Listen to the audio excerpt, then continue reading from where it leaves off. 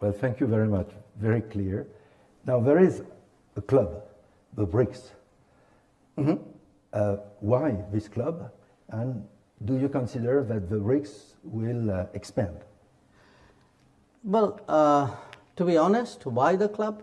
Because there was another club. It was called the G7, and you wouldn't let anybody else into that club. So we said we go and form our own club. So we decided, okay, we are also, good citizens of good standing who have a place in the global society, and therefore this is how typically clubs multiply. So it started, and as it started, like many clubs, it gained a life of its own. Over a period of time, others saw value in it as well.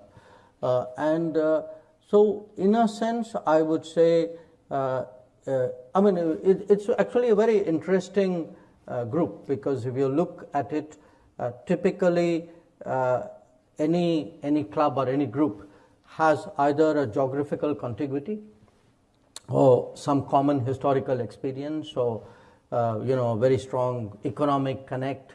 There are some orthodox binding factors. But when you have a Brazil in South America, and Russia in Europe, and India and China and Asia, and later on South Africa was added, the common feature was really, I would say, big countries rising in the international system. Russia perhaps had already risen, so would not necessarily qualify in that, who felt that their coming together would give them greater weight and greater influence. Now, what has happened between when the BRICS started, approximately 2 decades ago, to where we are now, is we see, particularly in the last few years, a lot of interest in countries joining the grouping.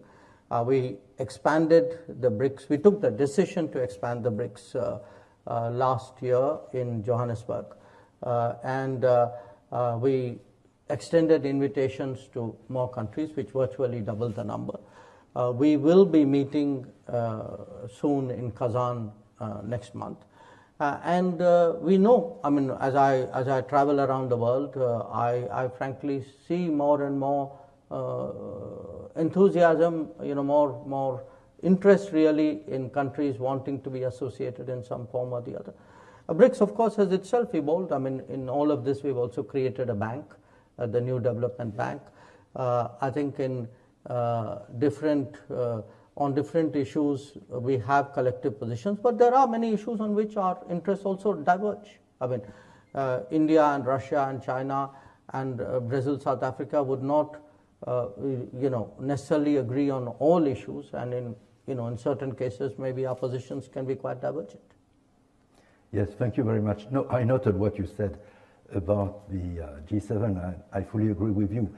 But since then, the G20 has been created during the financial crisis, and it was a good answer to a difficult moment. And that's why, considered maybe from the north, we don't see why the BRICS was necessary, given the fact that the G20 exists.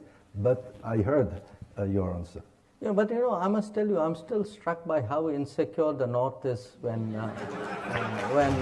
you speak about the BRICS.